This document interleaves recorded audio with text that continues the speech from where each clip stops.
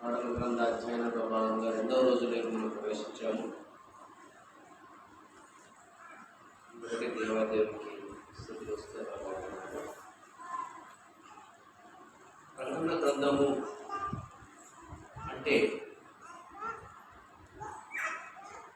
ఉన్నటువంటి ప్రకటన గ్రంథంలో జరిగిపోయినటువంటి సంగతులు ఉన్నాయి, ఇప్పుడు జరుగుతున్నటువంటి సంగతులు ఉన్నాయి, జరగబోయేటువంటి సంగతులు కూడా ఉన్నాయి. మరి జరగబోయేటువంటి సంగతులను యేసుక్రీస్తు ప్రభువు వారు మనకు ముందుగానే ఎందుకు తెలియజేస్తా ఉన్నాడు?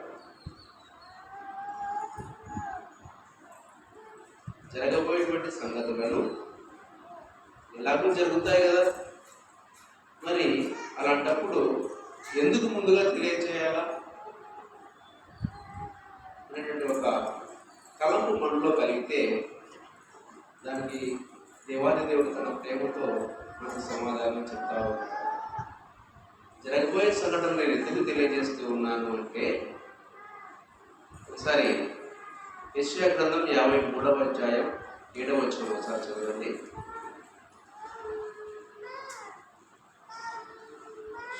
యెషయా గ్రంథం 53వ అధ్యాయం 7వ వచనం. అతడు దౌర్జన్యము నొందెను, బాధింపబడినను అతడు నోరు తెరవలేదు, వదకు తేబడు గొర్రెపిల్లయు, బొచ్చు కత్తిరించు వాని ఎదుట గొర్రెయు మౌనముగా నుండునట్లు అతడు నోరు తెరవలేదు. ఇది ఎవరు రాశారమ్మా? యెషయా గారు రాశారు. ప్రవచన వాక్యం ఇది. దేవుడు ఇచ్చినటువంటి దర్శనములో భాగంగా యెషయా గారు ఈ వాక్యాన్ని రాశారు. ఎవరి గురించి రాశాడు? యేసుక్రీస్తు ప్రభువు వారి గురించి రాశాడు. యేసు ప్రభు వచ్చిన తర్వాత రాశాడా లేదా రాకముందు రాశాడా? రాకముందే రాశాడు. ఇంకా అనేక విషయాలు యేసుక్రీస్తు ప్రభుల వారు రాకముందే బైబిల్ గ్రంథంలో రాయబడి ఉన్నాయి. పాత నిబంధన గ్రంథంలో అనేక ప్రవచనాలు యేసుక్రీస్తు ప్రభుల వారు ఈ లోకంలోకి రాకముందే రాయబడి ఉన్నాయి. ఆయన జననం గురించి రాయబడి ఉంది, ఆయన స్వార్థ గురించి రాయబడి ఉంది, ఆయన మరణం గురించి రాయబడి ఉంది. మరి ఎందుకు దేవాది దేవుడు జరగబోయే సంగతులను ముందుగానే రాయించి ఉన్నాడు? ప్రకటన గ్రంథంలో కూడా జరగబోయే సంగతులను ముందుగానే రాయించి ఉన్నాడు. ఇందుకు కారణం ఏంటి? పాత నిబంధన గ్రంథంలో క్రీస్తు లేదా మెస్సియా లేదా యేసుక్రీస్తు ప్రభుల వారు వచ్చిన తర్వాత యూదులందరూ, దేవుని పిల్లలందరూ, ఇశ్రాయేలీలందరూ ఆయనను గుర్తించి ఆయనను కనుగొని మా రాజు పుట్టాడు, మా దేవుడు పుట్టాడు అని చెప్పేసి ఆయన దగ్గరికి వచ్చి ఆయన దగ్గరికి చేరుకొని ఈ భూమి మీద పరలోక రాజ్యాన్ని నిర్మించాలి అనేటువంటి ఉద్దేశంతో దేవాది దేవుడు ప్రవక్తల ద్వారా ప్రవచనాలను ముందుగానే వ్రాయించి పెట్టాడు. అర్థమవుతుందమ్మా? అర్థమవుతుందా? జరగబోయే విషయాలు ఎందుకు ముందుగానే రాయించాడు? పాత నిబంధన గ్రంథంలో యేసుక్రీస్తు ప్రభుల వారి జననం గురించి, స్వార్థ గురించి, మరణం గురించి ముందుగానే రాయించాడు. ఎందుకు రాయించాడు అంటే, ఆయన జననం సంభవించినప్పుడు ఆయన పాపుల యొక్క పాపాలన్నింటినీ తన అమూల్యమైన రక్తంతో కడడానికి వచ్చినప్పుడు, లేదా ఆయన రాగానే ఆయన గుర్తించాలి అని, దేవుని కుమారుడు, ఎదురు చూస్తున్నటువంటి మెస్సయ్య, ఎదురు చూస్తున్నటువంటి యేసు క్రీస్తు వచ్చాడు అని అందరూ గుర్తిరిగి ఆయన దగ్గరకు చేరుకొని దేవుడు ఆశించినటువంటి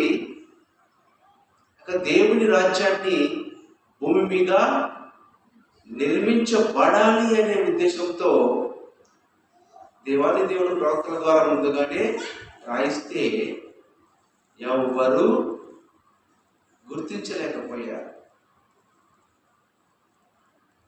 ఒక సుమియను, ఒక అన్న, తర్వాత ఆ జ్ఞానులు తప్పితే ఎవరు ఏనే దేవుని కుమారుడు, ఏనే క్రీస్తు, మనం ఎదురు చూస్తున్నట్టు మన రక్షకుడు మెస్సయ్య ఈయనే అని ఎవరు గుర్తించలేకపోయారు. గుర్తించలేదు పోనీలే, ఆయనంతగా ఆయన చెప్పిన తర్వాత కూడా ఎవరు నమ్మలేదు. ఇది జరిగింది. ముందుగా తెలియచేసినప్పటికీ కూడా ఈ విధంగా జరిగింది. మరి ప్రకటన గ్రంథంలో ఈ గ్రంథం విషయానికి వస్తే, ఈ గ్రంథంలో అనేక విషయాలు ఇంకా జరగలే. మరి జరగకముందే మనకు బయలుపరిచి ఉన్నాడు. ఎందుకోసం బయలుపరిచి ఉన్నాడు? యోహాను సువార్త 14వ అధ్యాయము 29వ వచనం. యోహాను సువార్త 14వ అధ్యాయము 29. ఈ సంగతి సంభవించినప్పుడు, జరగబోయే సంగతులు సంభవించినప్పుడు మీరు నమ్మవలెనని, అది సంభవింపక ముందే మీతో చెప్పుచున్నాను, మీకు తెలియజేస్తున్నాను, మీకు బయలుపరుస్తూ ఉన్నాను. ఆ రోజు నా జనాంగం నన్ను గుర్తించలేకపోయింది. ఈరోజు మళ్ళీ నేను రాబోతున్నాను, భూమి మీదకి మళ్ళీ రాబోతున్నాను. నేను వచ్చేటప్పుడు మీరందరూ నా రాకడను గుర్తించాలి, నమ్మాలి అనేటువంటి ఉద్దేశంతో ఈ యొక్క ప్రకటన గ్రంథాన్ని నేను మీకు బయలుపరుస్తూ ఉన్నాను అని చెప్పేసి యేసుక్రీస్తు ప్రభుల వారు తెలియజేస్తా ఉన్నాడు. ఈసారి వస్తే రెండో రాకడలో వచ్చినప్పుడు ఏం జరుగుతుంది? రెండవ రాకడలో వచ్చినప్పుడు ఏం జరుగుతుంది? భూమి మీద పరలోక రాజ్య నిర్మాణము జరిగిపోతుంది. మనమంతా ఇప్పుడు తెలుసుకుంటూ ఉన్నాం రెండవ రాకడ ఏ విధంగా జరగబోతా ఉంది, రెండవ రాకడ ఆ సంగతులు ఏమేమి అని చెప్పేసి మనమంతా నేర్చుకుంటున్నాం, తెలుసుకుంటున్నాం. ఆయన రాకడ సమీపించినప్పుడు దాన్ని గుర్తిస్తాం, ఆయన పోయి చేరుకుంటాం. చేరుకున్న తర్వాత ఏమవుతుంది? భూమి మీద పరలోక రాజ్య నిర్మాణము జరిగిపోతుంది. ఈ భూమి ఉండదు, ఆకాశం ఉండదు, సూర్యుడు ఉండదు, నక్షత్రాలు ఉండవు.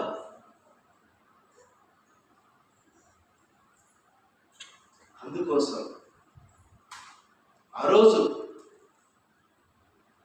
దేవుని ప్రజలు, ఇశ్రాయేలీయులందరూ మొదటి రాకడలోనే ఆయన గుర్తించి ఉంటే ఆ రోజే పరలోక రాజ్య నిర్మాణము భూమిపైన జరిగి ఉండేది.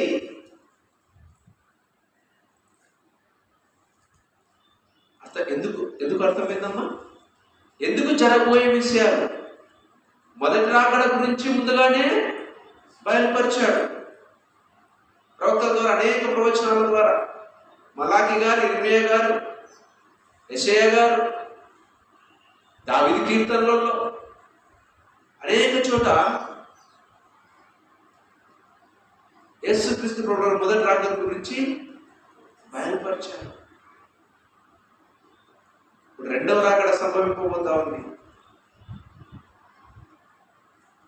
ఏముందమ్మా ఒకసారి చదవండి అక్కడ. ఇదిగో నేను త్వరగా వచ్చుచున్నాను. మొదటి రాకడ నాది, రెండవ రాకడ సంభవింపనై ఉంది. రెండవ రాకడ త్వరలో. కాబట్టి అందరూ సిద్ధపడండి అనేటువంటి ఉద్దేశంతో దేవాది దేవుడు మొదటి రాకడని ఏ విధంగా అయితే తెలియజేశాడో రెండవ రాకడను కూడా ముందుగానే తెలియజేస్తూ ఉన్నాడు. ఈ విషయాలన్నీ మనకు తెలుస్తాయి. తండ్రి లేని వారికి ఎలా తెలుస్తాయి? విధవరాండ్రు వాళ్ళ అపనమ్మకంలో ఉన్నారు. మా విధవరాండ్రు అంటే ఇక్కడ వేరే అర్థం చేసుకోవద్దండి. యేసుక్రీస్తు ప్రభువుల రక్షణ లేక వచ్చి మళ్ళీ తిరిగి పడిపోయిన వారు, భర్తకు దూరమైన వారు, యేసుక్రీస్తు ప్రభు వారికి దూరమైన వారు. వాళ్ళకు నమ్మకాన్ని కలిగించాలా? తండ్రి లేని వారిని వాళ్ళ న్యాయం చేకూర్చి తండ్రి దగ్గరికి చేర్చాలి. చేర్చి ఇదిగో దేవుని వాక్యం రెండవ రాకడ త్వరలో సమీపనైంది. మన కోసం నిత్య జీవంలో మనతో ఉండటానికి యేసుక్రీస్తు ప్రభుల వారే, దేవాది దేవుడే, ఆయనే మన దగ్గరికి వస్తూ ఉన్నాడు. ఈ విషయాన్ని మనము ప్రకటించాలి. అది ప్రకటన గ్రంథం. మూసి ఉంచాల్సిన గ్రంథము కాదు, తెలిసి ప్రకటించాల్సినటువంటి గ్రంథము మన ప్రకటన గ్రంథం. నిన్నటి రోజున 8వ వచనం, మొదటి అధ్యాయం 8వ వచనం వరకు మనము ధ్యానించాము. ఇప్పుడు 9వ వచనం నుంచి స్పీడ్గానే వెళ్తుంది. చదవండి అప్పుడు ఎవరైనా చదువుతారా? 9వ వచనం నుంచి.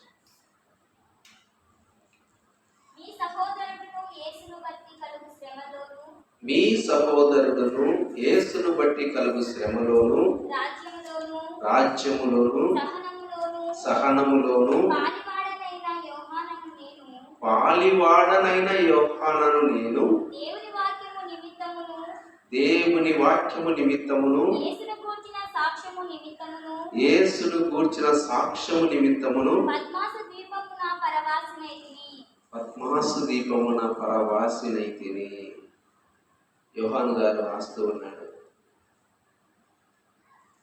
ఎవరంటైనా నేను యేసయ్య ప్రియ శిష్యుణ్ణి, నేను పెద్ద పాస్టర్ని అని అలా చెప్పుకుంటున్నాడా? నా చర్చిలో 10,000 మంది ఉన్నారు సభ్యులు, నా చర్చిలో 1,00,000 మంది సభ్యులు ఉన్నారు, ఆదివారం హైదరాబాద్ పట్టదు అని అంటున్నాడా? దేవుని రొమ్మున ఆనుకుని కూర్చున్నటువంటి వ్యక్తి, దేవునితో కలిసి నడిచినటువంటి వ్యక్తి ఎంత బాగా చెప్తూ ఉన్నాడో చూడండి. మీ సహోదరుడను యేసును బట్టి కలుగు శ్రమలోను. ఇక్కడ చూడండి, మనకు చిన్న శ్రమ వస్తే పారిపోవడానికి ప్రయత్నం చేస్తాం. ఇంత గొప్ప శిష్యునికి ఏమున్నాయంట? యేసును బట్టి శ్రమ. ఈ లోకంలో శ్రమ ఉంటుంది,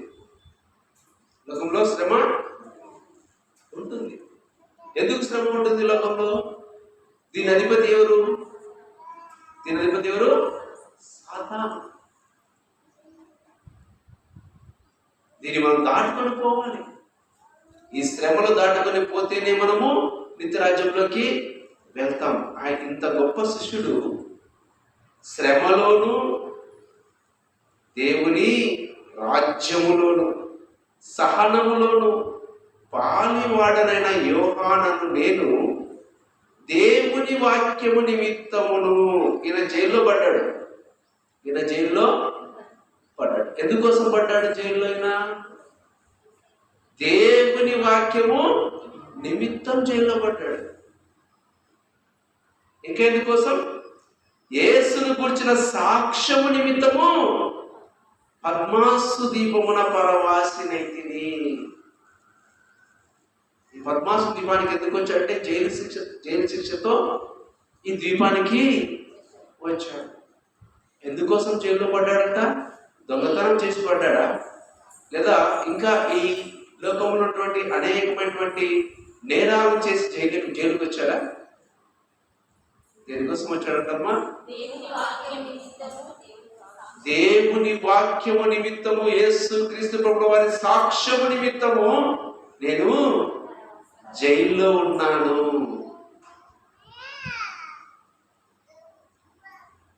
జైల్లో వచ్చి ఉన్నాడు. మన దేవాదేవుడు ఏం చేస్తాడు తెలుసా? ఎవరైనా సాతాను వల్ల ఇబ్బందుల్లోకి వస్తే అక్కడ వాళ్ళను ఉన్నతమైన స్థానాన్ని తీసుకెళ్తాడు. అక్కడి నుంచి ఉన్నతమైన స్థానాన్ని తీసుకెళ్తాడు. యోసేపు నేరం చేసి జైలుకి వచ్చాడా? నేరం చేసి జైలుకి వచ్చాడా? దేవునికి భయపడి, పాపము చేయడానికి భయపడి, పాపం నుంచి పరిగెత్తినందుకు, నీతిగా నిలబడినందుకు ఏం కలిగింది? యోసేపు జైలు శిక్ష కలిగింది.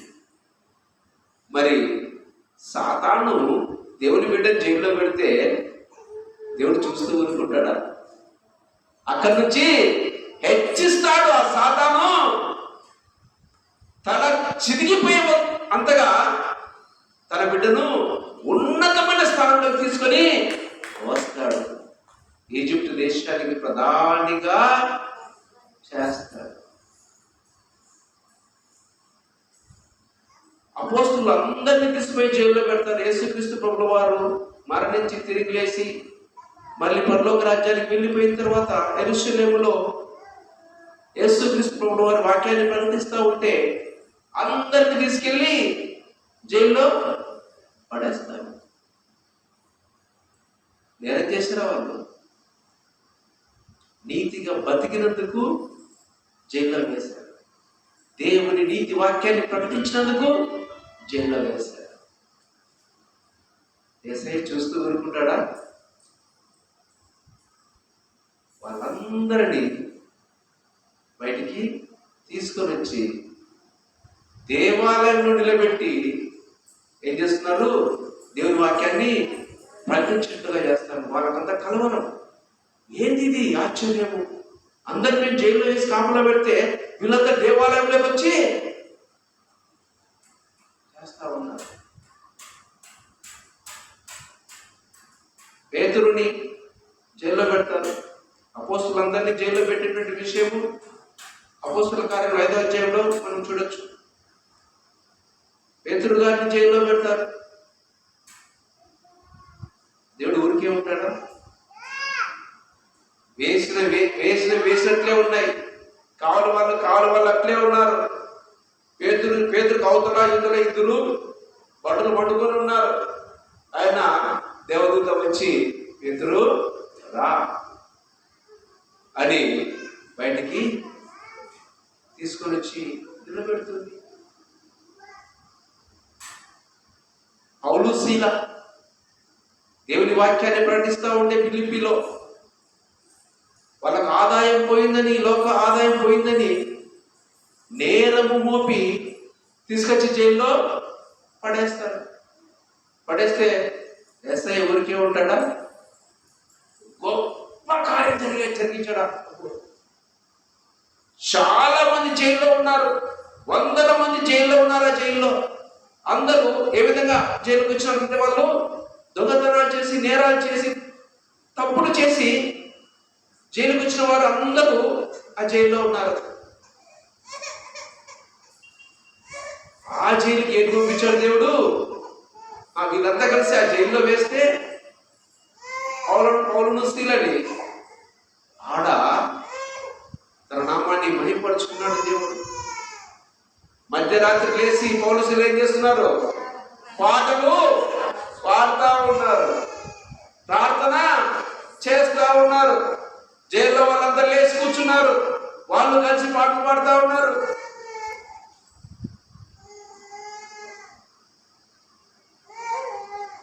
పాటలు పాడుతూ ఉంటే, ప్రార్థన చేస్తూ ఉంటే జైలు గొడవలు బద్దలయ్యాయి. జైలు గోడలు బద్దలు కాగానే ఏం జరగల? దొంగలంతా ఏం చేయాల? పారిపోవాలా. ఒక్క దొంగ కూడా పారిపోలే. ఒక్క దొంగ కూడా పారిపోలే. కారణం ఏంటి? అందరూ రక్షించబడ్డారు. ప్రతి ఒక్కరు అది గొప్ప కార్యం జరిగింది. ప్రతి ఒక్క దొంగ రక్షణలోకి వచ్చాడు. గోడలన్నీ పగిలిపోయినా, భూకంపం వచ్చి గేట్లన్నీ తెరుచుకున్నా ఒక్కరు కూడా జైల్లో నుంచి బయటికి పారిపోయిన దేవుని నామాన్ని మహిమపరుస్తా ఉన్నారు. ఆ జైలు అధికారి దాన్ని చూసి ఆయన రక్షణ పొందాడు. తన కుటుంబం రక్షణలోకి నడిపించుకున్నాడు. చూడండి, ఇది ఎవరైనా దేవుని బిడ్డను ఈ లోకంలోని వాడు జైల్లో పెడితే దేవుడు చూస్తూ ఊరుకోడు. తన పనిలో వాడుకుంటాడు. తన పనిలో వాడుకుంటాడు. ఇప్పుడు యోహాను గారిని జైల్లో వేశారు. ఎందుకు జైల్లో వేశారు? డొమిషియన్ అనేటువంటి ఒక చక్రవర్తి అప్పుడు ఆ రోమ్ సామ్రాజ్యాన్ని పాలిస్తా ఉన్నాడు. డొమిషియన్ అనే ఒక చక్రవర్తి. ఆ చక్రవర్తి ఏం చేశాడంటే, తన విగ్రహాన్ని పెద్ద చేపించేసి, మీరు ఎవరైనా మొక్కండి, మీరు ఏ దేవునైనా మొక్కుకోండి, అయితే ఫస్ట్ నన్ను మొక్కిన తర్వాత మీ దేవులను మొక్కాలి అని ఒక రూల్ పాస్ చేస్తాడు. రూల్ పాస్ చేస్తే యోహాను గారు మొక్కుతారా? ఒప్పుకోలేదు. నేను నా దేవుని దాసుని, నా దేవుణ్ణి నేను ప్రార్థిస్తాను, కానీ నీ దగ్గర నీ ప్రతిమకు నేను ప్రార్థించను, నేను మొక్కనని చెప్పేసి అని ఎదురు తిరిగితే యోహాను గారిని బంధించి ఏం చేస్తారు తెలుసా? ఇక్కడ ఒక అద్భుతం ఉంది. అది బైబిల్లో రాయబడలే, బయట చరిత్రలో రాయబడింది. ఒక పెద్ద అది ఏంటది గోల పెట్టి దాంట్లో నూనె పోసి బాగా అంటించి మసలాగుతుంది నూనె. దాంట్లోకి ముసలివాడైన యోహానును వేసి చంపాలని వేస్తాడు. వేస్తే ఆయన ఏమాత్రము కానీ అపాయము జరగలే. అక్కడ ఉన్న వాళ్ళంతా చూసి ఏంటి ఇది అని చెప్పేసి ఆశ్చర్యపోయి బయట తీసి, ఇతన్ని ఇంకా మనము చంపలేము కాబట్టి ఎక్కడైనా ఒక ద్వీపంలో వేయాలి. మనకు కూడా భారతదేశంలో జైలు ఉంది. ఎక్కడ? ఒక ద్వీపంలో జైలు ఉంది. అండమాన్ జైలు అని ఉంది. అది ఒక ద్వీపం. ద్వీపం అంటే ఏంటంటే సముద్రంలో ఒక భూభాగం మధ్యలో ఉంటుంది. భూభాగం ఆడ దిశ చేస్తే ఇంకా దాంట్లో నుంచి బయటికి రాలేదు. ఎందుకంటే సముద్రం ఎందుకు రావాలంటే ఎవరి వల్ల కాదు. ఇంతకుముందు పాత రోజుల్లో భారతదేశం ఏమైనా పెద్ద పెద్ద నేరాలు చేస్తే తీసుకుని అండమాన్ దీవుల్లో జైలు ఉంది. అండమాన్ జైలు ఉంది. ఆ జైల్లో వేసేవారు. అదేవిధంగా ఇక్కడ పద్మాసు అనేటువంటి యొక్క దీనిలో జైల్లో యోహానును వేశాడు. జైల్లో వేసిన అందరినీ వాడుకున్నాడు దేవుడు. ఇంతవరకు మనం చెప్పుకున్నాం కదా. ఎవరిని వదిలిపెట్టాడా? ఎవరిని? యోహాను వదిలిపెడతాడా? చాలా వృద్ధాప్యంలో ఉన్నాడు. అందులో వాళ్ళ అమ్మగారు, యోహాను అమ్మగారు యేసుక్రీస్తు ప్రభువు ఇక్కడ ఉన్నప్పుడు ఇద్దరు కుమారులను తీసుకొని వచ్చి యోహానును యాకోబును ఆశగా అడుగుతుంది, ప్రభువా, నువ్వు రాజ్యములో ఉన్నప్పుడు కుడివైపున ఒకరిని ఎడవైపున ఒకరిని నా కుమారులు ఇద్దరిని కూర్చోబెట్టుకో ప్రభు అని చెప్పేసి అడుగుతుంది.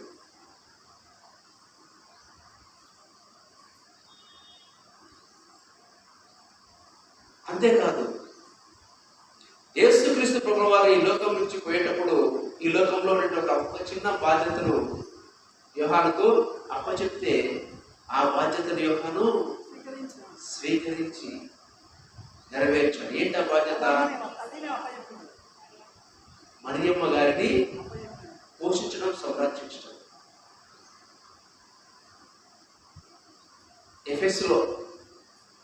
ఎఫెస్లో మరియమ్మ గారు యోహాను గారు సంఘ సేవ చేస్తూ ఆమె ఎఫెస్లోనే మరణించారు. ఎవరు? మరియమ్మ గారు. మరి ఇంత దగ్గరగా ఉన్న శిష్యుడిని సాతాను జైలు వేస్తే దొరుకుతుందా? తన రెండవ రాకడకే ఉపయోగించిన దేవుని నామానికి మహిమ కలుగును గాక. ఇది ఈ లోకరీత్యా నువ్వు నీతిగా బ్రతుకుతున్నప్పుడు, నువ్వు దేవుని కోసం బ్రతుకుతున్నప్పుడు ఏదైనా శ్రమలు వస్తే భయపడద్దు. నువ్వు కానీ నేను కానీ భయపడి ఈ లోక రాజుల దగ్గరికి, ఈ లోక అధిపతుల దగ్గరికి, ఈ లోక అధికారుల దగ్గరికి పరిగెత్తకపోయి అయ్యా నన్ను ఏంటి కాపాడు అని అడగాల్సిన అవసరం మనకు లేదు. ఆ విధంగా వెళ్ళకూడదు.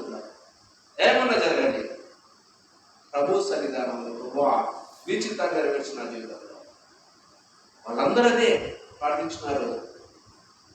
మన జీవితాల్లో దేవుని చిత్తాన్ని నెరవేర్చు. ఆ విధంగా పద్మాస్కి ఎవరు వచ్చారు? యోహాను గారు ముసలి ప్రాయం. ఇప్పుడు ఈ వృత్తి జైల్లో కానీ, అనంతపురం రెడ్డిపల్లి జైల్లో కానీ బాగా వయసులో ఉన్నవారే ఒక వారం రోజులు ఉండనుకో, ఇంటికి బాగిపోతారు. అవి చేసుకొని ఇవి చేసుకొని పోయి అయ్యా మా కొడుకు గురించి, అయ్యా మా ఆయన గురించి, అయ్యా మా ఆయన గురించి అని చెప్పేసి అడిగి చూసి తీసుకుపోయినట్టు ఇచ్చి తినిపించి వచ్చేవారు ఒక వారానికే. అక్కడ ముసలి ప్రాయం ఆయన. ఎవరు పోయేది ఉండదు, విప్పనే ఎగిరిపోతారు. ఎవరు దిక్కు దివాణం ఎవరు ఉండరు. ఎవరికి దిక్కు దివాణం ఉండరు? భూనివాసులకు, భూలోక సంబంధించిన వాళ్ళకి దిక్కు దివాణము ఉండదు. దేవుని పిల్లలకి అన్ని దేవుడే.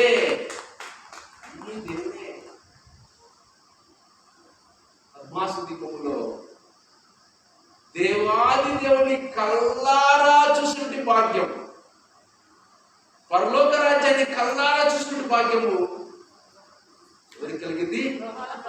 యోహాను గారికి కలిగింది. ఇది పద్మాసు దీపం. ఈ వాక్యం ద్వారా మనం నేర్చుకొచ్చిన, మనకు దేవుడు చెప్తున్న విషయం ఏంటంటే, నీకు ఎలాంటి శ్రమ వచ్చినా నేనున్నాను, భయపడద్దు. ఆ శ్రమకు భయపడద్దు.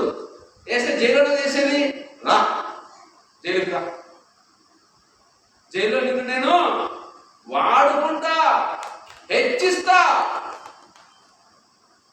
కష్టం వచ్చిందా అనుభవించు, తర్వాత నిన్ను నేను ఉన్నత స్థానంలో కూర్చోబెడతా అని వాని దగ్గరికి దీని దగ్గరికి పోయి అయ్యా నన్ను కాపాడు. సర్వశక్తివంతుడైన దేవుణ్ణి మన దేవుడిగా మనం పెట్టుకొని మనం ఏం చేస్తున్నాము తెలియక మనుషుల దగ్గర పోయి అయ్యా నన్ను కాపాడని చెప్పేసి అది చేయొద్దు అని ఈ వాక్యం ద్వారా మన దేవాదేవుడు బోధిస్తూ ఉన్నాడు. నెక్స్ట్ వచ్చిన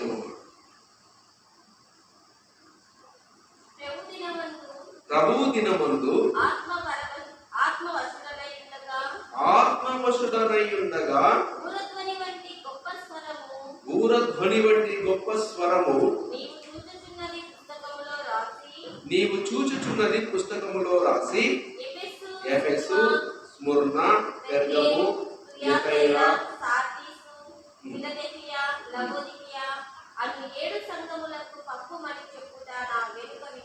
వింటిని.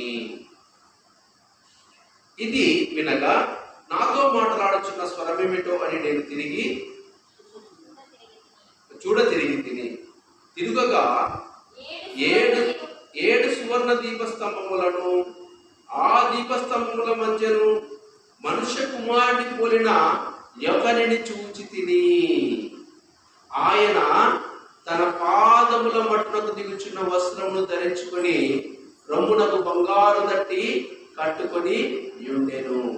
ఆయన తల వెంట్రుకలను తెల్లని ఉన్నిని పోలినవై హిమమంత ధవలముగా ఉండెను. ఆయన నేత్రములు అగ్ని జ్వాలల వలె ఉండెను. ఆయన పాదములు కొలిమిలో పుటము వేయబడి మెరయించున్న అపరంజితో సమానమై ఉండెను. ఆయన కంఠస్వరము విస్తార జల ప్రవాహముల ధ్వని వలె ఉండెను. చూడమ్మా, ఇదంతా కూడా జైల్లో ఉన్నాడు, ఎక్కడో ఉన్నాడు. మనం అలాంటి పరిస్థితిలో ఉంటే, అంటే మనము కాకపోయినా లోక సంబంధం లాంటి పరిస్థితిలో ఉంటే కనుక వాళ్ళు ఏదో దేవుడు అని చెప్పేసి ఒక ఆరాధనలో ఉంటారు కదా. ఏం చేస్తారంటే, దేవుడు ఉన్నాడా, దేవుడు ఉన్నా బిడ్డోడు, నాకు ఇన్ని కష్టాలా, నాకు ఇన్ని శ్రమలా అని దేవుణ్ణి నిందిస్తూ ఉంటారు కష్టాల్లో ఉంటే. ఇక్కడ యోహాను గారు ఏ విధంగా ఉన్నారు? ప్రభువు దినాన ఆత్మవశుడనై ఉండగా మర్చిపోయాడు, శరీరాన్ని మర్చిపోయాడు. ప్రభువు దినాన శరీరాన్ని మర్చిపోయి దేవుని ప్రేయర్లో ఉన్నాడు. నేను మనిషిని, నాకు ఇవి కావాలా, నాకు అవి కావాలా, నేను కష్టాల్లో ఉన్నా, కష్టాలను బయటపడాలని ఇవి ఆలోచించలే. ఎక్కడ ఉన్నప్పటికీ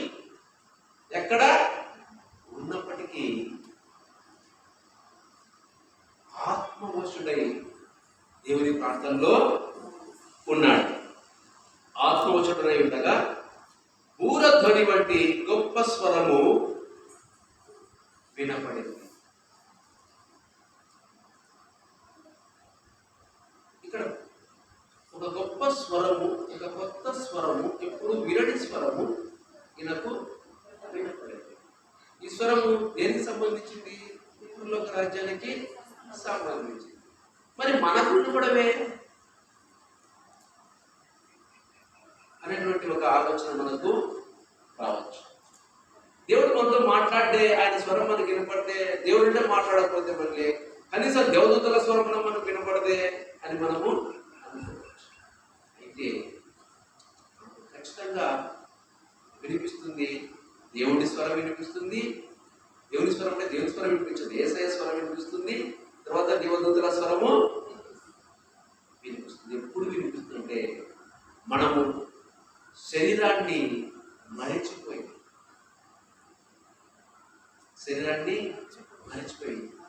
ఆత్మ వశంలో మనం వెళ్ళిపోవాలా. ఈ ప్రపంచం నాది కాదు ప్రభువా, నేను పరభాష ప్రభువా ఇక్కడ అని మొత్తం చూపంతా పరలోకం వైపు తిప్పి మనం చూస్తే పరలోకంతో మాట్లాడతారు. కళ్ళు మూసుకొని ప్రార్థన చేస్తుంటాం, ఇంటికాడ ఏమైందో ఏమో. కళ్ళు మూసుకొని ప్రార్థన చేస్తుంటాము, మా ఆయన ఆడున్నాడో ఏమో. కళ్ళు మూసుకొని ప్రార్థన చేస్తాం, నా బిడ్డ ట్యూషన్ నుంచి వచ్చిందో రాలేదో. ఇలాంటివి వీటన్నింటినీ దేవునికి వదిలిపెట్టారు. ఈ లోకంలో ప్రతిదాన్ని దేవుడికి వదిలిపెట్టారు. నీ బిడ్డ గురించి నీకు ఆలోచన దేవుడికి వదిలిపెట్టు. వందలాది మంది దేవదూతలను రక్షణగా ఆ బిడ్డకు ఉంచుతాడు. నీ భర్త కష్టపడుతున్నాడా అని నీకు ఆలోచన ఉందా? ఆ కష్టాన్ని ప్రభువా నువ్వు చూడని ప్రార్థన చెయ్యి. ఆ కష్టాన్ని లేకుండా దేవుడు ఆడ సహాయము చేస్తాడు. ఈ లోకాన్ని మర్చిపోయి దేవుని సన్నిధానంలో మనము లీనమైపోతే మనతో కూడా దేవుడి స్వరం క్లియర్గా వినపడుతుంది. దేవదూతల స్వరము క్లియర్గా మనకు వినపడుతుంది. సమూయేలుకు చిన్నప్పుడే వినపడింది, మనకెందుకు వినపడదు? కారణము మనము పూర్తిగా ప్రపంచాన్ని వదిలేసి ప్రభు కోసము చూడలేకపోతున్నాం. ఎస్, ఆత్మవశుడై ఉండగా బూరధ్వని వంటి స్వరము వినపడింది. యోహాను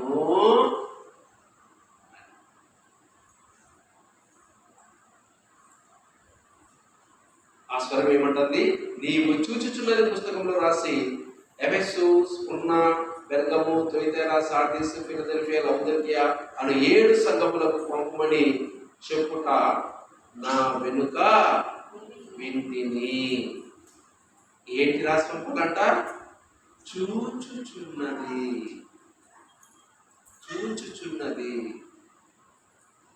ఆత్మవశుడై ఉన్నటువంటి ఆ యొక్క యోహానికి మొత్తం అంతా చూపిస్తూ ఉన్నాడు. ఈ 7 సంఘాల స్థితిని చూపిస్తూ ఉన్నాడు. 7 సంఘాలు ఇంతకుముందు ఈ విధంగా, ఇప్పుడు వీటి పరిస్థితి ఈ విధంగా ఉంది. మరి భవిష్యత్తులో ఇవి నా సన్నిధానానికి రావాలంటే ఇదో ఈ విధంగా ఉండాలి. ఇదో నా బిడ్డ ఇంతకుముందు, నా కుమారుడు ఇంతకుముందు ఈ విధంగా ఉండినాడు, ఇప్పుడు ఇదో ఈ విధంగా ప్రవర్తిస్తున్నది. ఇలాగే ప్రవర్తిస్తే భవిష్యత్తులో ఏమవుతుందో ఏమో. పొరపాటుంటే సర్దుకోమని చెప్పు. ఆ పొరపాటును సర్దుకుంటే నేను ఆ బిడ్డకి ఏమైనటువంటి ధన్యత ఏదో తెలియచేయని మొత్తము చూపిస్తూ ఉన్నాడు.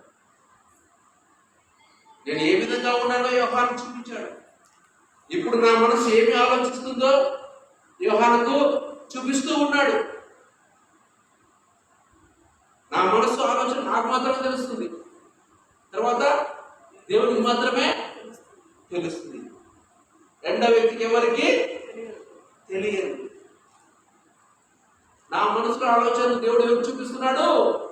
యోహానుకు చూపిస్తున్నాడు. యోహాను, ఇదో నా కుమారుడు బాబు ఇంతకుముందు ఈ విధంగా ఉన్నాడు, ఇప్పుడు ఆలోచనలు ఈ విధంగా ఉన్నాయి.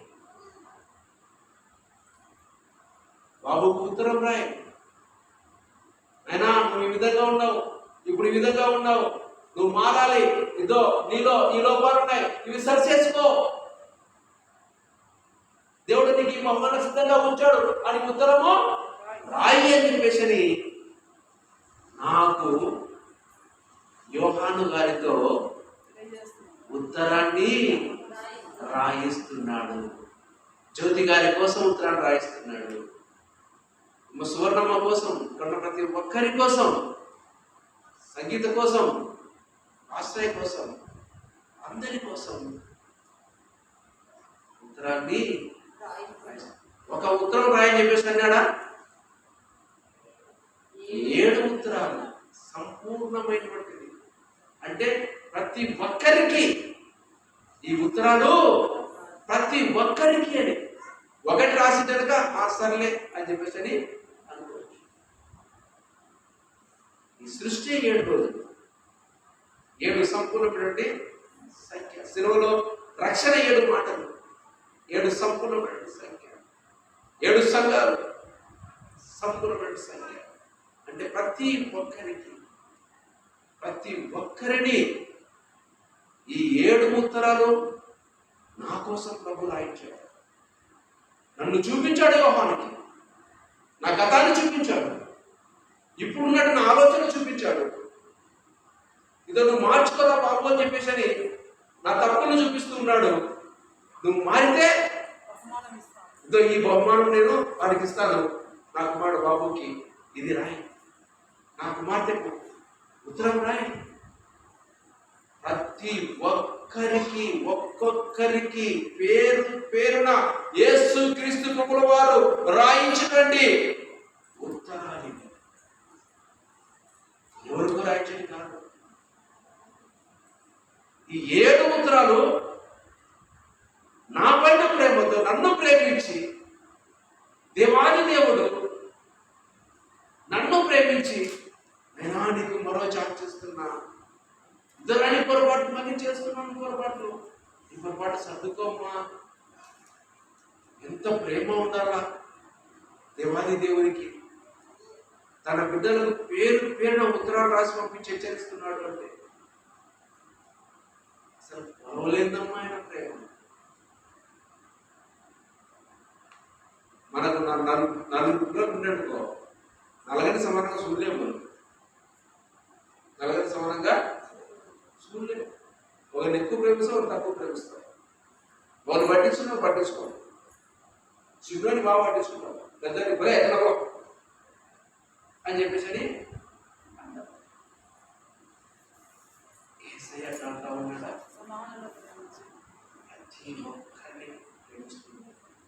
ఈ 7 ఉత్తరాలు ఆ సంఘాలకు కాదు, ఇంకో సంఘాలకు కాదు, 7 ఉత్తరాలను సంపూర్ణంగా నాకే రాపిస్తూ ఉన్నాడు. రాపించి చూడండి, గమనించండి. యోహానును ఏర్పాటు చేసుకొని రాపించి దీన్ని ముద్రించి, ఎక్కడ ముద్రణ జరిగిందో ఏమో బైబిల్ ముద్రించి నా దగ్గరికి ఇచ్చాడు. మీ అందరి దగ్గరికి పోస్ట్ మ్యాన్, ఎవరో పోస్ట్ మ్యాన్ తెలియదు, ఎంతమంది పోస్ట్ మ్యాన్ ఉన్నారో. ఇది ఎక్కడ ముద్రించబడిందో నీ చేతిలో ఉన్న బైబిల్, ఆ బైబిల్ ఉన్న ప్రకటన గ్రంథం నీ కోసం యేసుక్రీస్తు ప్రభువారు ప్రత్యేకించి రాయించిన ఉత్తరాలు రాయించి ఎంతమంది పోస్ట్ మ్యాన్లను ఉపయోగించాడో ఏమో చివరి నీ దగ్గరికి చేర్చాడు. ఇప్పుడున్న వాళ్ళకు ఉత్తరాలు అనుభవాలు లేవు. మీరేమో రాసుకున్నారమ్మా ఉత్తరాలు? పెద్దవాళ్ళు రాసుకుంటారు. ఆ అనుభవం వేరు, అనుభవము వేరు. నేను ఒక 3 నెలలు తిరుపతిలో వేరే దానికోసం వెళ్ళింది. ఇంటి దగ్గర కుమారుడు, నా భార్య, మా అమ్మ నాయన ఉన్నారు. అప్పుడు ఫోన్లు లేవు. నా భార్య ఉత్తరం రాస్తుందని చెప్పేసి ఎదురు చూసేవాడిని. ఆ ఉత్తరం వస్తే దాన్ని తీసుకొని ఎన్నిసార్లు చదివింటావు? ఆ ఉత్తరాన్ని ఎన్నిసార్లు చదివింటావు? నేను రాసిన ఉత్తరం కోసం నా భార్య ఎదురు చూస్తుంది. ఉత్తరాలు చాలా గొప్పవి, చాలా గొప్పవి. ఆ అనుభూతి ఉన్నటువంటి యొక్క జనరేషన్కు లేదు. అయితే ఈ అనుభూతి ఇప్పుడు లేదని చెప్పేసినే యేసుక్రీస్తు వారు ప్రతి ఒక్కరికి ఉత్తరము రాసి పంపిస్తూ ఉంటారు. మనం కూడా కొంతమందికి ఉత్తరాన్ని మనము చేరవేయాలి. బైబిల్ మనము వేరే వాళ్ళకి ఇవ్వాలి. ఎవరికి రాశారమ్మా ఇది? ఈ 7 ఉత్తరాలు ఎవరికి రాశాడమ్మా? సంపూర్ణమైన 7 కలిపి ఏ ఉత్తరం అవుతుంది? సంపూర్ణమైనటువంటి ఉత్తరం. 7 ఉత్తరాలు కలిపి ఒకే ఉత్తరం అవుతుంది. అది సంపూర్ణమైనటువంటి ప్రేమ లేఖమ్మా ఇది. దీని నిండా ప్రేమే ఉంది. నువ్వు ఆయనకు ఎంత ద్రోహం చేసినా, నేను ఎంత ద్రోహం చేసినా అది మనసులో పెట్టుకుంటున్నాడా? లేదు.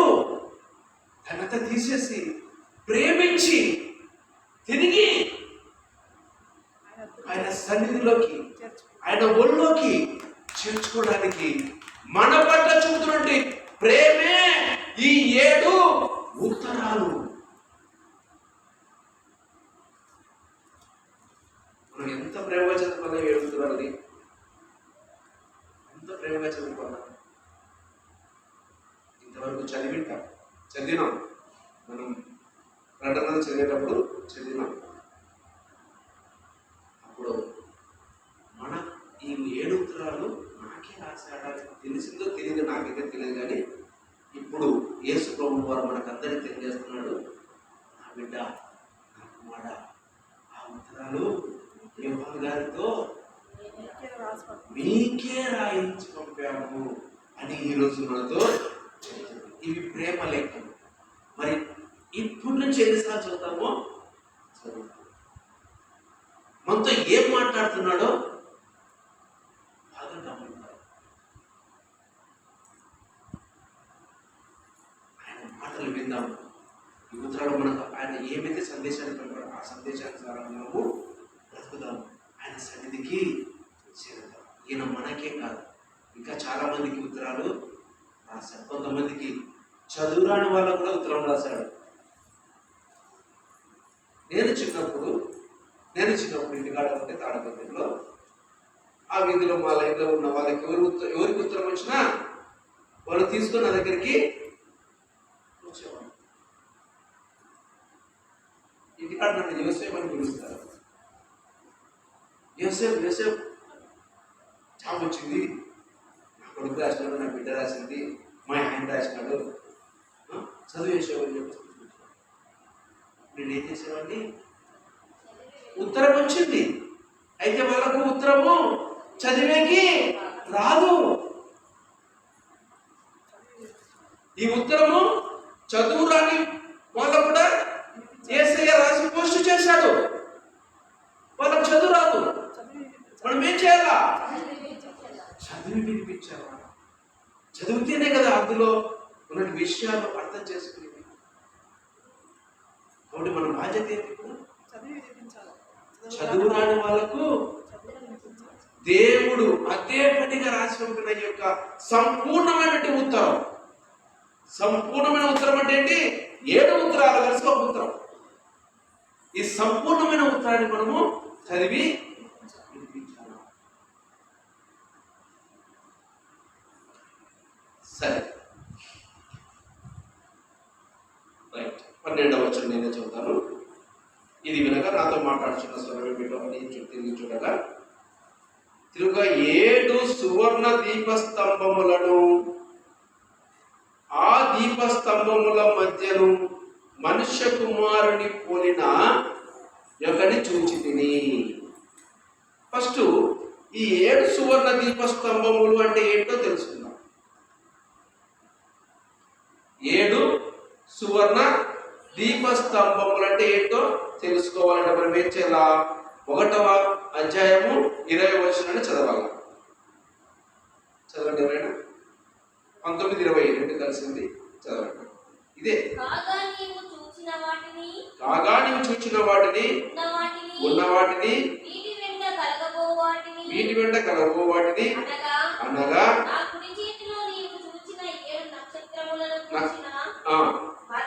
మర్మమును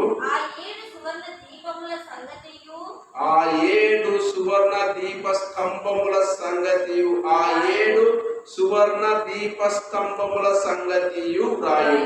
కింద చదవమ్మా.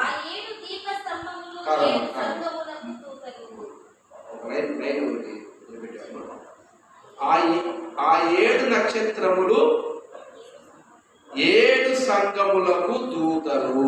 ఆ 7 నక్షత్రములు 7 సంఘములకు దూతలు. మనం ఇక్కడ ఏం చదువుతున్నాం? నక్షత్రాలు చదువుతున్నాం, దీపస్తంభం చదువుతున్నామా? దీపస్తంభం చదువుతున్నాం. తర్వాత దీపస్తంభం గురించి ఉంది. ఆ 7 దీపస్తంభములు 7 సంఘములు. ఆ 7 దీపస్తంభములు ఏంటివంట? 7 సంఘములు. దీపస్తంభములు అంటే ఏంటి? 7 సంఘాలు. తర్వాత 7 నక్షత్రాలు అంటే ఏంటి? 7 నక్షత్రాలు అంటే ఏం చెప్తున్నాడు ఇక్కడ? 20 వచనం మళ్ళీ ఒకసారి చదవం. కాగా నీవు చూచిన వాటిని ఉన్న వాటిని వీటి వెంట కలగబో వాటిని అనగా నా కుడి చేతిలో నీవు చూచిన 7 నక్షత్రములను కూర్చిన మర్మమును. నా కుడి చేతిలో నీవు చూసిన ఏమున్నాయంట? కుడి చేతిలో 7 నక్షత్రములు ఉన్నాయంట. ఏ చేతిలో పెట్టుకున్నాడు యేసుక్రీస్తు వారు? కుడి చేతిలో పెట్టుకున్నాడంట నక్షత్రములు. కుడి చేతిలో ఏం పెట్టుకున్నాడు? ఇది గుర్తుపెట్టుకున్నాడు. కుడి చేతిలో ఏం పెట్టుకున్నాడు? నక్షత్రములను పెట్టుకున్నాడు. తర్వాత నీవు చూచిన 7 నక్షత్రములను కూర్చిన మర్మమును ఆ 7 సువర్ణ దీప స్తంభముల సంగతియు రాయుము. ఆ 7 దీప స్తంభములు ఆ 7 నక్షత్రములు ఎక్కడున్నాయి? 7 నక్షత్రములు యేసుక్రీస్తు ప్రభు వారి కుడి చేతిలో. ఆ 7 నక్షత్రములు 7 సంఘములకు దూతలు. సంఘములకు దూతలు అంటే ఎవరు? ఈ సంఘానికి దూత ఎవరు?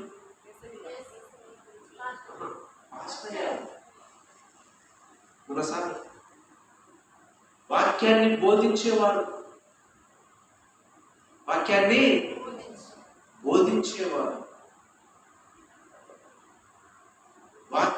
బోధించేవారు, ప్రకటన గ్రంథాన్ని బోధించేవారు ఎవరంట? దూతలు. వీళ్ళని ఎక్కడ పెట్టుకున్నాడంట? కుడి చేతిలో పెట్టుకున్నాడ. ఎప్పుడు? నిత్యము. మరి మీరు ఈ ప్రకటన గ్రంథం దేవుని ఉద్దేశం ఏమైంది తెలుసా? మనందరినీ ఎందుకు ఏర్పాటు చేస్తున్నాడు తెలుసా?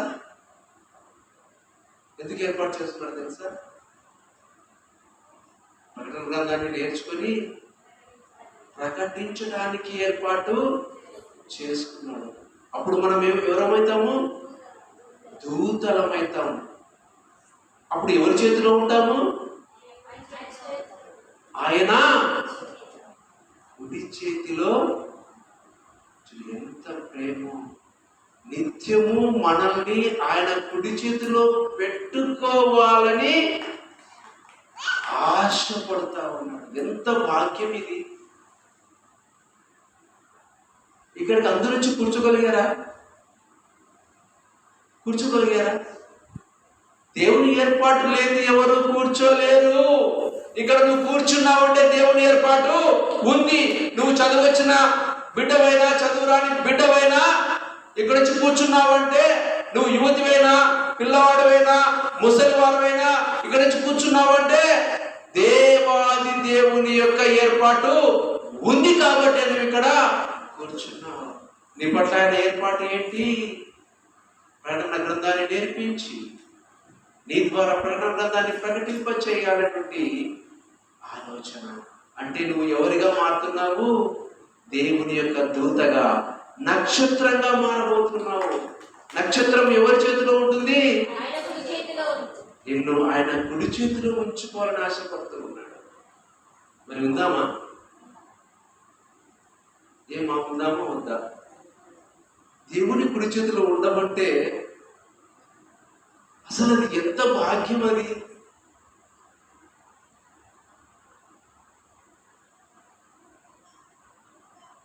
మనందరినీ ఆయన కుడి చేతిలో ఉంచుకోవాలని ఆశపడతా ఉన్నాడు. నేనే చదువుతా. ఆ 7 నక్షత్రములు 7 సంఘములకు దూతలు. ఆ 7 దీపస్తంభములు 7 సంఘములు. ఈ దీపస్తంభములు అంటే ఎవరంట? సంఘములు. సంఘము. ఇక్కడ సంఘం అంటే సంఘము, తర్వాత వ్యక్తి కూడా వస్తాడు. ఎవరు ఆ వ్యక్తి అంటే ఇప్పుడు మనమంతా ఇంకా ప్రకటించలేదు. పఠించలేదు. ఆయన కుడి అంటే మనం ఆయన కుడి చేతిలో ఇప్పుడు లేవు.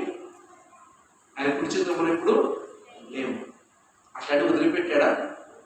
ఏం చేస్తున్నాడమ్మా? 13వ వచనం. 7 సువర్ణ దీపస్తంభములను, దీపస్తంభముల మనుష్య కుమారుని పోలిన యొక్కని చూచి తిని. ఎక్కడున్నాడంట? దీపస్తంభముల మధ్యలో ఉన్నాడంట. ఇప్పుడు మన మధ్యలో తిరుగుతూ ఉన్నాడు. నీకు నేర్పిస్తాడు. నేర్పించి తర్వాత ఆయన కుడి చేతులు నిన్ను పెట్టుకోవాలని ఆశపడుతూ ఉన్నాడు. 2వ అధ్యాయం మొదటి వచనం చదవమ్మా. 2వ అధ్యాయం మొదటి వచనం. ఎఫెసులో ఉన్న సంఘము దూతకు ఇలాగ రాయము. 7 నక్షత్రములు తమ కుడి చేత పట్టుకొని 7 దీపస్తంభముల మధ్య సంచరించువాడు. చాలమ్మా. 7 దీపస్తంభముల మధ్య ఏం చేస్తున్నాడంట? సంచరించడం అంటే ఏంటి? తిరుగుతూ ఉన్నాడు. ఇప్పుడు నేర్చుకుంటున్న మనం అందరం కూడా సంఘము. మనం ఇప్పుడు ఒక సంఘము.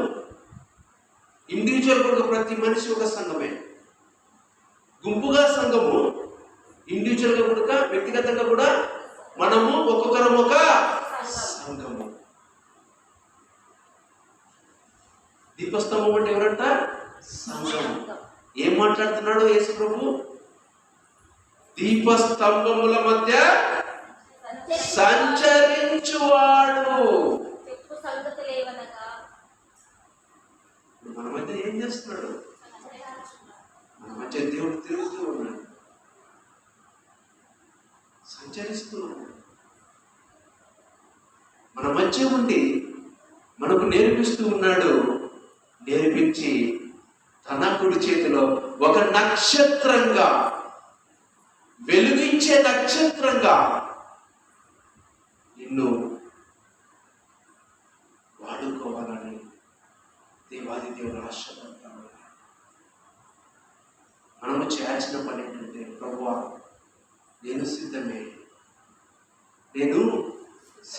ప్రభువా, నీ చిత్తాన్ని నాలో నెరవేర్చు అని మనము ఆయనకు సమర్పించుకోవాలంతే. అవతల మనకు జ్ఞానం ఉందా, జ్ఞానం లేదా, అవన్నీ కాదు. ఇచ్చేవాడెవరు? ఆయనే. ఆయన నిన్ను ఒక నక్షత్రంగా చేసుకొని తన కుడి చేతిలో ఉంచుకోవాలని ఆశపడుతూ ఉన్నాడు. ఎవరు ఆశపడుతూ ఉన్నారు? ఇంత తేజోమయుడు. ఎంత తేజోమయుడు ఆయన! ఎంత తేజోమయుడు ఆయన!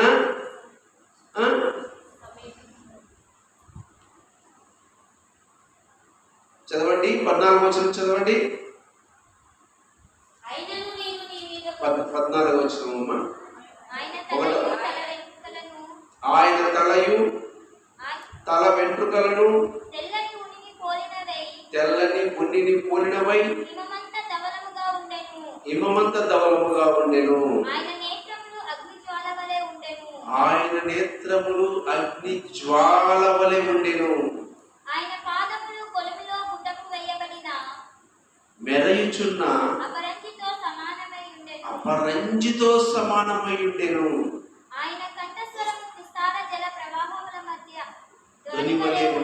ఆయన కంఠస్వరం ఎట్లంట? పెద్ద పెద్ద జలరాశులు కిందికి దుబ్బుతూ ఉంటుంది. అప్పుడు వచ్చే స్వరం చాలా భయంకరంగా ఉంటుంది. అలా ఉంది ఆయన కంఠస్వరం. తర్వాత చదవమ్మా. ఆయన తన ఆయన నోటి నుండి రెండంచులు గల వాడి అయిన ఖడ్గం ఒకటి బయలువెళ్ళుచుండెను. ఆయన నోటి నుంచి రెండంచుల గల వాడి అయిన ఖడ్గం ఒకటి బయలు వెడలుచుండెను. రెండంచుల ఖడ్గం అంటే ఏంటి? వాక్యం. వాక్యం ఒకసారి చూద్దామా. హెబ్రీ 4:12. ఈ వాక్యం ఏం చేస్తుంది? హెబ్రీ 4:12. ఎందుకనగా దేవుని వాక్యము సజీవమై బలము గలదై రెండంచులు గల ఎటువంటి ఖడ్గము కంటెను వాడిగా ఉండి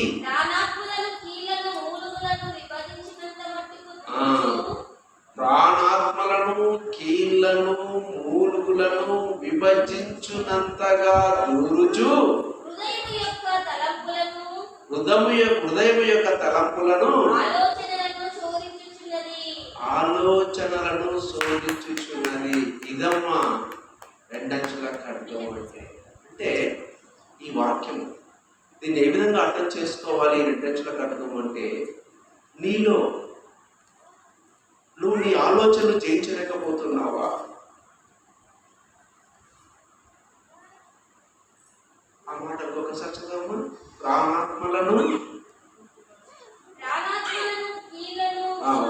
ఒకటమ్మా, ప్రాణాత్మలను, కీళ్లను, మూలుగులను నీ ఆలోచనలే కాదు, నీ శరీరంలో నిన్ను ఇబ్బంది పెట్టేటువంటిది ఏదైనా సరే ఒక్కొక్కసారి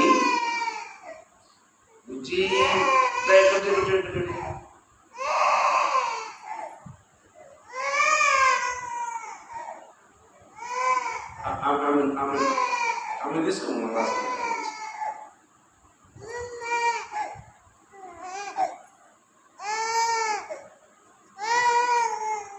మన ఆలోచనలు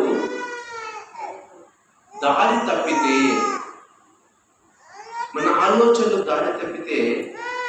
వాటిని చక్కబరిచే శక్తి ఎవరికి ఉందంటే ఈ రెండంచుల ఖడ్గానికి ఉంది. అంతేనా? ఇంకా చెప్తున్నాడు, నీ శరీరములో ఏది నిన్ను ఇబ్బంది పెట్టినా, ఏ అవయవం నా నుంచి నిన్ను దూరం చేసినా సరిచేసినటువంటి రెండంచుల ఖడ్గము వాక్యము. మనలో ఏ ఇబ్బందికర విషయము మనలోకి వచ్చినా వెంటనే మనము ఎక్కడికి వెళ్ళాలంట? వాక్యంలోకి మనము వెళ్ళాలి. ఆ శోధనను చీల్చి చెందాడుతుంది వాక్యం. అది రెండంచుల ఖడ్గం. ఇంత బలమైన దేవుడు, బలవంతుడైన దేవుడు, ఆయన ముఖము మహా తేజస్సుతో ప్రకాశించుచున్న సూర్యుడి వలె ఉండెను. నేను ఆయనను చూడగానే చచ్చిన వాని వలె ఆయన పాదముల యొద్ద పడి తిని, ఆయన తన కుడి చేతిని నా మీద ఉంచి నాతో ఇట్లను, భయపడకుము, నేను మొదటి వాడను, కడపటి వాడను, జీవించువాడను, మృతుడనైతిని గాని ఇదిగో యుగ యుగములు సజీవుడనై ఉన్నాను. నేను మొదటి వాడను, కడపటి వాడను అంటే నిన్న చెప్పుకున్నాం. అది ఏంటి దాని అర్థం అంటే, నీ కోసం ప్రాణమిచ్చిన మొదటి వాడను నేనే. ఏముంది అక్కడ? మృతుడనై సజీవుడనై. ఎవరి కోసం ఇది? నీ కోసం ప్రాణమిచ్చిన మొదటి వాడను నేనే, కడపటి వాడనుడుగా నేనే. ఇంకా నీ కోసం ప్రాణమిచ్చే వాళ్ళు ఎవరు లేరు. నీ పాపాలను కడిగేటువంటి శక్తి ఎవరికి లేదు.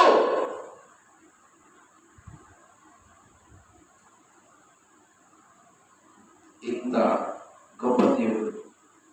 ఇంకా ఆ వచనంలో మరొక భాగము, మరియు మరణము యొక్కయు పాతాళ లోకము యొక్కయు తాళపు చెవులు నా స్వాధీనములో ఉన్నవి. మనం అనుకుంటాం పాతాళ లోకం అంతా సైతాన్ స్వాధీనంలో ఉంటుందని చెప్పేసి మనం అనుకుంటాం.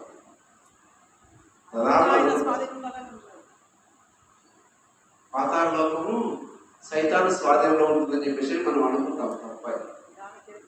ఈ సృష్టిలోని ప్రతిదీ, ఈ విశ్వంలోని ప్రతిదీ దేవాది దేవుని స్వాధీనంలోనే ఉంటుంది. అది ఒక జైలు. ఆ జైలు తాళాలు కూడా దేవుని దగ్గరే ఉంటాయి. నిన్ను జైల్లో వేయాలంటే ఆయనేం రాడు, దూతకు తాళం ఇచ్చి పంపించేస్తాడు. ఎందుకంటే నువ్వు నిన్ను చూడటంలో చూడటంగా జైల్లోకి పోయిన పరిస్థితి ఉందంటే కూడా చూడు. ఇంకా అయిపోయా, దేవతలు పంపించేసి ఆ తాళం తీసి లోపలికి తీసుకున్న తాళం అయిపోయి చెప్పేసి సాధారణ ఎవరు వేశారు లోపలికి? దేవదూత. దేవదూతకు తాళం ఇచ్చి పంపిస్తే పాతాళంలోకి వేసి తాళం వేసుకుని 1000 సంవత్సరములు అక్కడే ఉంటాడు సాతాను. యేసుప్రభు వస్తాడు డైరెక్ట్గా? ఇంకా చూడదు. ఇచ్చిన సమయం అంతా ఇచ్చినాడు, ఇంకా నేను కన్నెత్తి కూడా చూడండి నువ్వు మారకపోతే.